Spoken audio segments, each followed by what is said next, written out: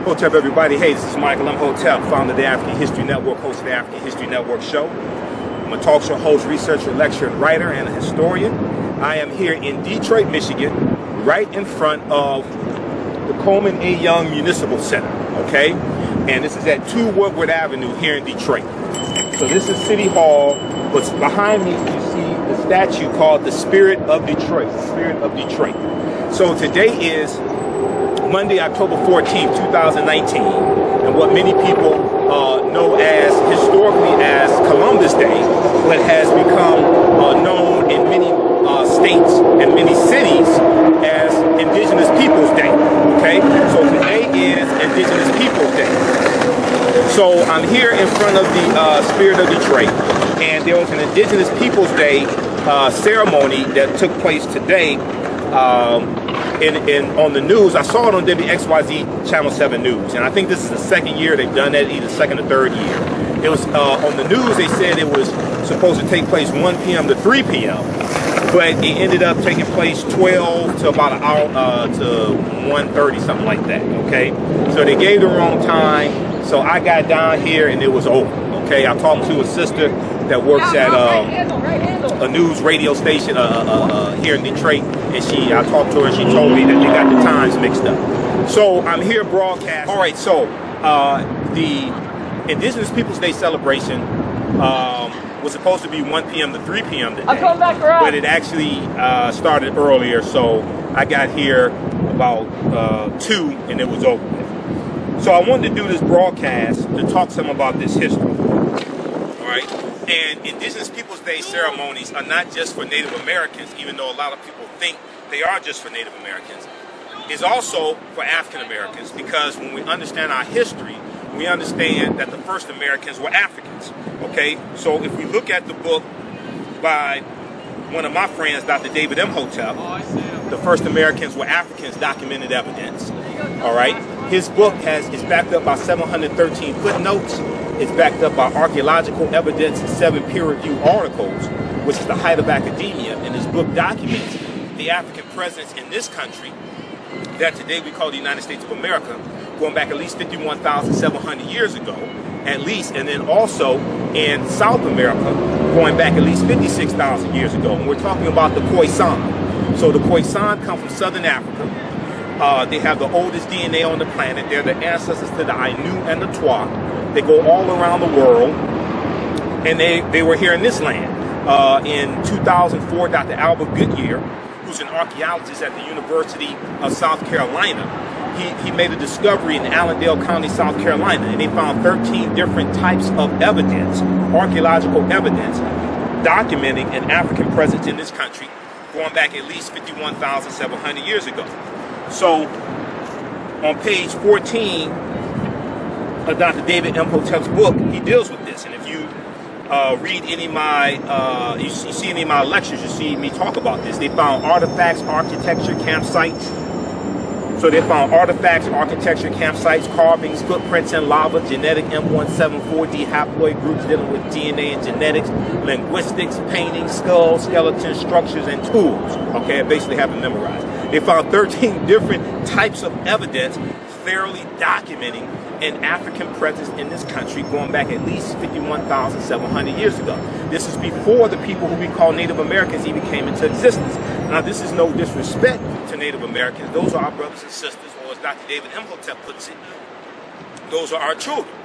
The reason why is because Asians come to this land that we call the U.S. about 3000 BC.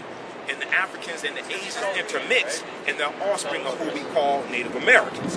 You're also going to have different groups of African people who were here, because we have been here continuously, at least 51,700 years. We're building mounds, pyramid mounds up and down the Mississippi River. There are about 1 million mounds in this land that we call the U.S., the contiguous United States. So I'm not talking about Hawaii and Alaska, even though there were African people there, like the Inuits in Alaska. I'm not talking about that. I'm talking about the contiguous United States, meaning connected, the landmass that's connected, okay? So we were all throughout this land. There were about 1 million mounds in this land. Today there are only about 100,000, okay? The early mound builders were African people. If you go to Wisconsin, there is a water park in Wisconsin called Wakanda. If you see my lectures dealing with the film Black Panther and showing how the film Black Panther relates to African history, African culture, African language, spiritual systems, etc., I talk about the Wakanda Water Park in Wisconsin. Wakanda is an ancient word. We find the word Wakanda in Native American languages like the Sioux Indian language and the Omaha Ponca Native American language. Wakanda means possessing secret powers. But Wakanda, we know, is a Bantu word. Bantu was a group of 500 African languages spoken in Southern Africa, spoken in East Africa like Kenya, spoken all the way going west like Cameroon, okay? So when we look at the word Kanda, K-A-N-D-A, Kanda is a Kikongo word, which means family, okay? In different African languages, you have the word Wakanda also, but we know it's a Bantu word. So Wakanda is an ancient word, but when we look at the Wakanda Water Park in Wisconsin, they have historical markers there that talk about the Indian mound builders. Okay, the Indian mound builders. Well, we know the early mound builders were Africans in this land. Cahokia in East Illinois, the S is silent. Cahokia in East Illinois is one of the largest, if not the largest, of those mounds that still exist. Okay, so the evidence is still there. We just have to understand the history. We don't understand this history. So when we have Indigenous Peoples Day celebrations, African people need to be there also. Yes, the transatlantic slave trade happened. I'm not saying it didn't happen, but you have to understand a chronology of history of the last 50,000 years that leads to the transatlantic slave trade happening. So when we look at, this is 2019, the 400th year anniversary of August 20th, 1619 in Virginia. It wasn't Jamestown, it's basically Point Comfort near Hampton, Virginia. When those 29 Africans on that White Lion pirate ship, when they come into Point Comfort, they're exchanged for food and water and supplies. But this is not, even though that did happen, African people have been in this land going back tens of thousands of years. If we look at just the Spanish colonies, the Spanish were here in this land going back to 1513 with Juan Ponce de Leon, the Spanish conquistador coming into Florida. Juan Garrido, G-A-R-R-I-D-O, Juan Garrido was of African descent. He was with Juan Ponce de Leon. So that is probably the first African we know of by name. This is 1513. 1526, the Spanish, who were the second ones to get involved in the transatlantic slave trade, the Spanish are taking Africans into the territory we today call South Carolina. That's 93 years before Jamestown, Virginia, August 20th, 1619. So even though Virginia or Hampton, Virginia, Point Comfort, even though that did happen in Virginia, right? That's not the first time we came to this land. So many people mark that as the first time Africans came into the British colonies, the 13 British colonies. But we were here tens of thousands of years before that. So we have to understand the chronology of this history. Then we also have to understand that the 800-year occupation of Europe by the Africans known as the Moors, who take the teachings from ancient Kemet, ancient Egypt, in the Nile Valley region of Africa. When they go into Europe in 711 AD, the Iberian Peninsula, today known as Spain and Portugal, because it wasn't Spain and Portugal then, they're taking the teachings into Europe, which brings Europe out of the Dark Ages. And when you understand this chronology and history, this is going to lead to the transatlantic slave trade happening, okay? The transatlantic slave trade is not something that just, since I'm talking about Indigenous Peoples Day, because when you read the first Americans were Africans documented evidence, you understand who the original Americans were. So I came down here for this. Yes, he said 1 to 3, but it ended early. Yeah. Press conference, yeah. So where is it taking place? Must be right. I guess right there. Yeah, because here, I talked to a sister from WWJ Radio. She said it's already over with. Oh, okay. Yeah, because they gave the wrong time. It actually ended about 1:30. Because on the news, on Channel 7 News today, they said 1 to 3. So I live downtown, so I walked down here. It was already over with. So this is what was going on today, right? So let me read this to you. Council member Raquel Castaneda Lopez and the Detroit Indigenous Peoples Alliance, DIPA, present Indigenous Peoples Day, Spirit Plaza, which was right here, It's the Spirit of Detroit right behind me. October 14, 2019, 12 p.m. press conference, 1 p.m. to 3 p.m. honoring Indigenous Peoples Day activities. Okay, so this is what I was talking about. So you see, I ain't make this up, right?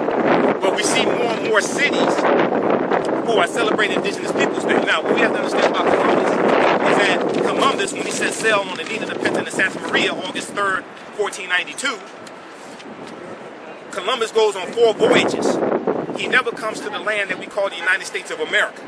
He goes into the Bahamas. That's where he lands October 12, 1492. He called it San Salvador, which means Saint Savior. He said he named it after his Savior, Jesus the Christ, okay? But then he became a devil to the people and decimated the population. So you gotta read Dr. John Henry Clark's book. You gotta read Dr. Clark's book, Christopher Columbus and the African Holocaust, Slavery and the Rise of European Capitalism. Because Dr. John Henry Clark, one of our great Grandmaster Scholar warriors, he talks about the relationship between Columbus and his 4 voyages and the expansion of the transatlantic slave trade. Okay? So, here. All right, guys, I'll take care. All right, take care, sister. Yeah, you too. Christopher Columbus and the African Holocaust, Slavery and the Rise of European Capitalism by Dr. John Henry Clark. Okay? Now, Bishop Bartholomew de las Casas was a bishop who traveled with Columbus on his voyages. Bishop Bartholomew de las Casas. And de las Casas kept a diary. And he talked about what happened on those voyages. That diary was turned into books. Okay? One of them was Tears of the Indians. And there were 2 books that de las Casas wrote that I read in college. Okay? And it's going to be Bartholomew de las Casas in about 1517 who goes to King Charles V. And he tells King Charles V that the Native American population, or who we quote unquote call Indians, they had suffered enough. Their populations have been decimated. And he suggests that the Spanish start to exclusively bring in and enslave African people. Okay? So then you're going to have the Asiento de Negro of about 1518, the Asiento. And the Asiento is issued by King Charles V, also called King Charles I. The Asiento is the license that the Spanish crown gave to other nations to supply Spanish colonies, Spanish territories with African slaves. That's the Asiento de Negros. Okay, A-S-I-E-N-T-O. We got to study the Asiento because there were policies put in place. There were laws, papal bulls, treaties, like the Treaty of Tordesillas of 1494, about 1494, the Treaty of Tordesillas, where the Pope divides the non-Christian world between Spain and Portugal and sends Spain and Portugal out to conquer the non-Christian world. Because the Spanish and the Portuguese who have been fighting, they were fighting and killing each other over these new lands that were being conquered, okay, and the mineral wealth and the resources. Because Europe is coming out of the Dark Ages. The bubonic plague had caused Europe to lose 1/4 to 1/3 of the population, somewhere between 25 million and 75 million people. The bubonic plague, the Black Death, hits in 1347, and it hits in spurts from 1347 to 1400. So, as Dr. John Henry Clark teaches us, Europe was land poor, people poor, and resource poor. And they're going out in search, not just for spices and gold and silver and things like this, resources to rebuild Europe, but they're also looking for another source of sugar. This was one of the things Columbus was looking for. So when you see lectures from one of my teachers, Professor Kabahayawafa Kamene, who you see in the Hidden Colors documentaries, along with Professor James Small and Dr. Leonard Jeffries, they're all in Hidden Colors 5, the Art of Black Warfare, from the record Tariq Nasheed. When you see Professor Kaba in interviews I do with him, and you see lectures, he talks about how the Moors introduced sugar into Europe, and a lot of Europeans got hooked on sugar. So sugar comes from sugar cane. Sugar cane grows in warm climates, tropical areas. So Haiti, Puerto Rico, Cuba, Jamaica, those climates were prime climates to grow sugar cane. So this is what they're going to do. Okay, and the sugarcane plantations were very brutal, and the life expectancy on them was only maybe about 5 to 7 years. So you needed a large supply of Africans to keep this whole thing going, just the production of sugarcane. Okay, so we have to understand how all this history and the production of these crops and things like this is interrelated, interconnected. This is before cotton becomes king.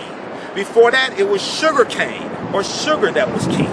Okay, so we have to understand this history. So when we talk about Indigenous Peoples Day, all this history ties into us.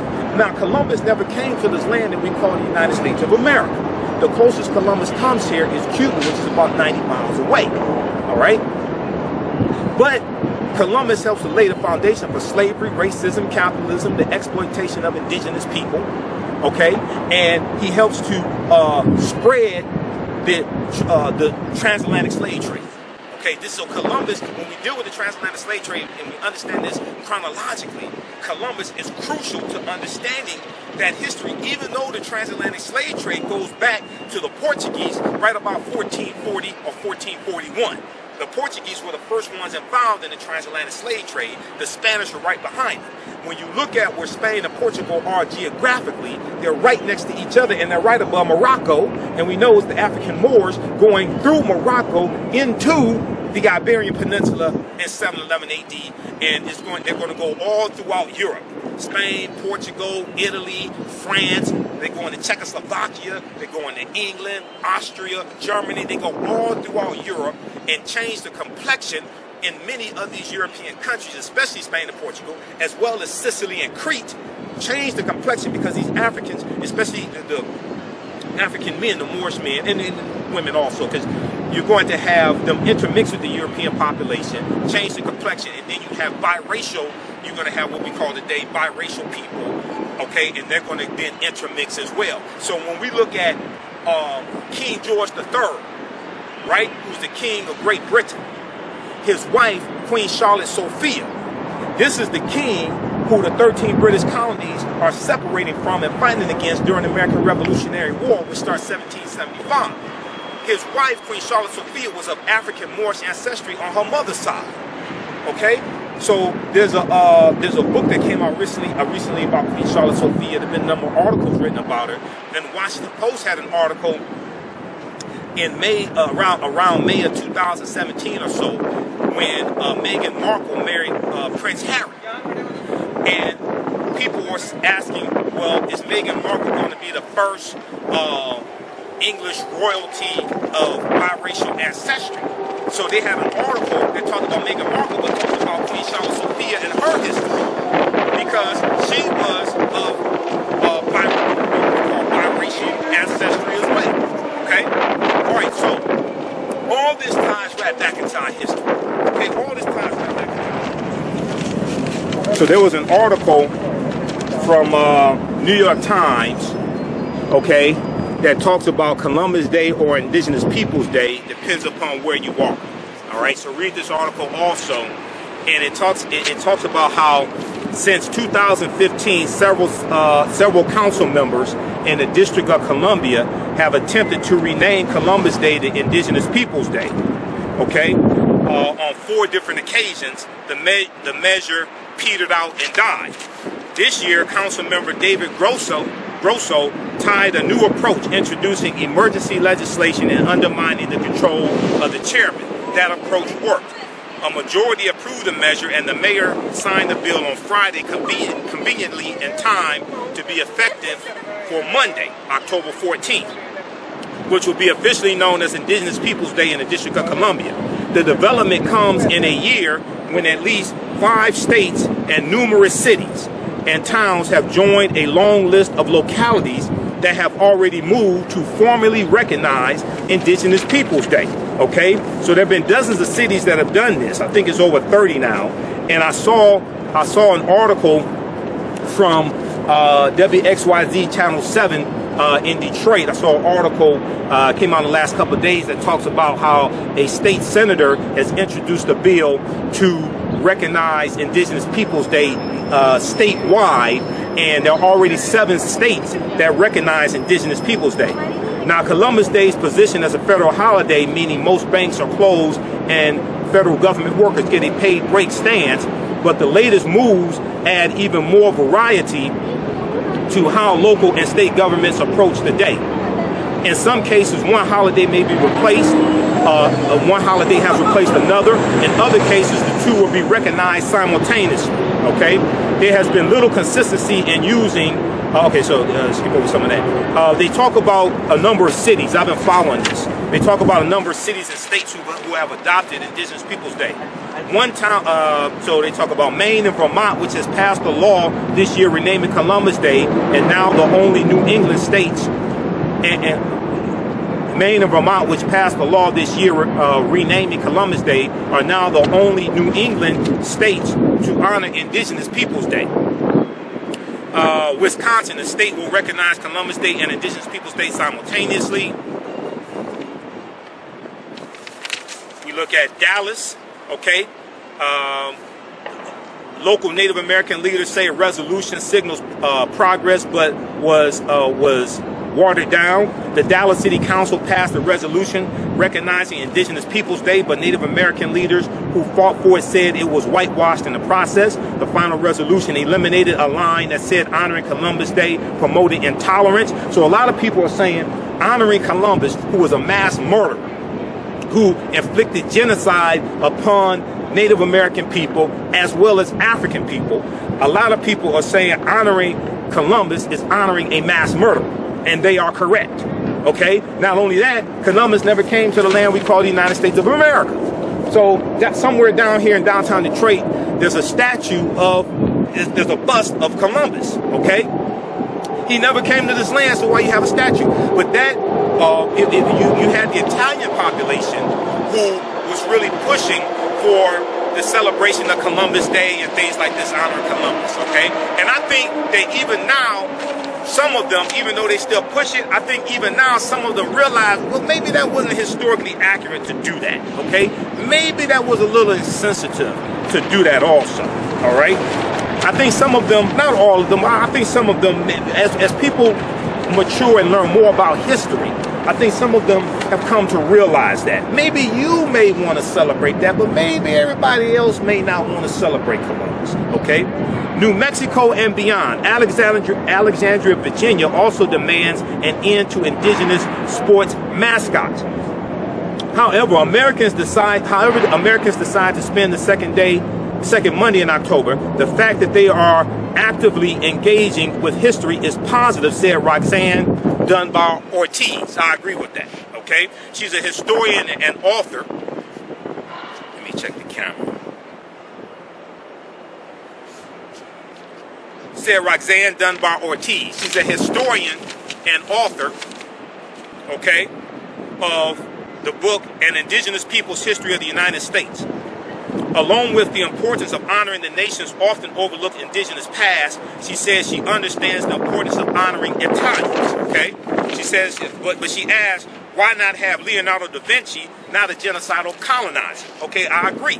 So when we talk about this, it's not talking about erasing. When we talk about Indigenous Peoples Day, just so people understand, it's not talking about erasing historical contributions that Italians have made to this country.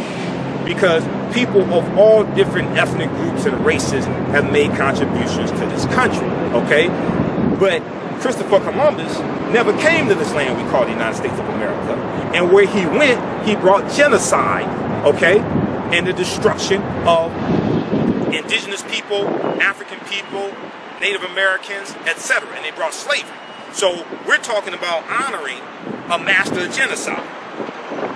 All right, so check out this article here from the New York Times. And more, I think it's really about over 30 cities now nationwide and 7 states honor Indigenous Peoples Day in some shape or fashion, okay?